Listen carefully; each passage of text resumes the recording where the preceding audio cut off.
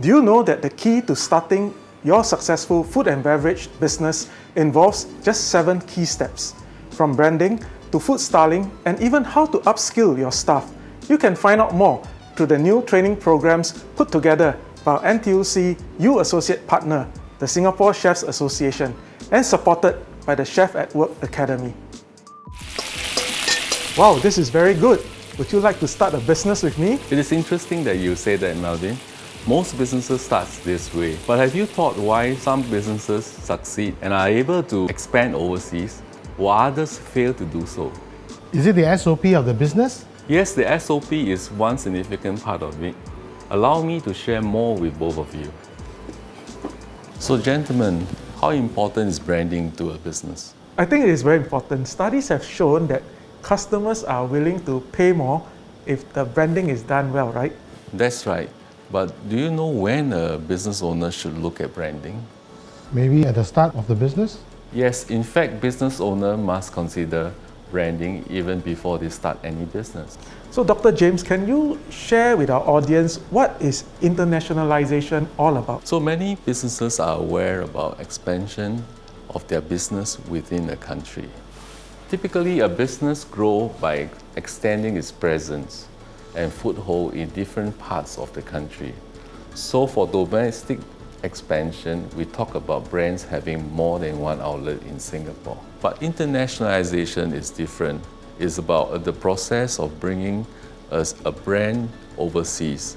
So we have heard of Singapore brands such as Founders Bak Kut Teh, Wee Nam Kee, Ya Kun and Bread Talk. These are the brands that have internationalized. Should brands therefore invest in trademarking their brands to prevent others from copying their hard-earned branding? There are certainly some risks if we do not do any trademark protection, and that's what trademark protection is all about. A trademark is basically a sign that differentiates your goods and services from those of your competitor. It can take the form of words, symbols, shapes, colors, or combinations of these elements. How are we going to protect our recipes? How do we go about it? This is a very good question, Chef. Do you have the recipe to the delicious noodles we tried just now? These are some of the notes of the processes and procedures that I have.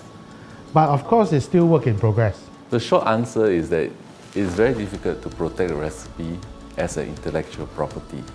The current legal framework would only protect the written recipe itself from being republished. It does not prevent anyone from making the dish.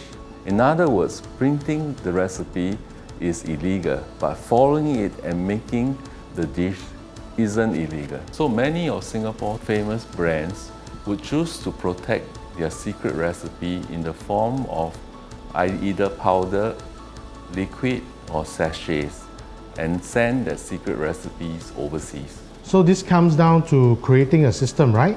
Yes, in fact, you should come up with the standard operating procedures, or in short, SOP, because that will help your business produce safe and quality food with good service. Chefs in general already have a lot of procedures to follow.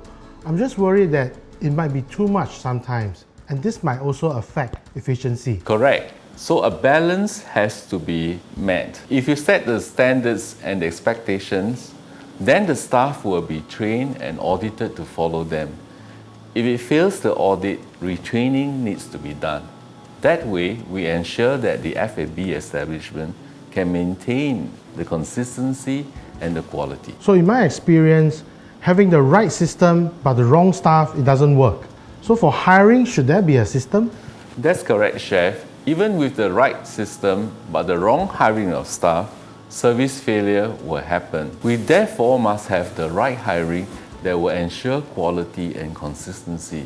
With the right system, the right placement of staff, and the correct training regime, your business will then have a fighting chance of success. So Melvin, are you still interested in a partnership with me? Never say never, but after this sharing by Dr. James, I think let's go back to enjoying our food first. I think we both have a lot of planning to do if we want to start a business.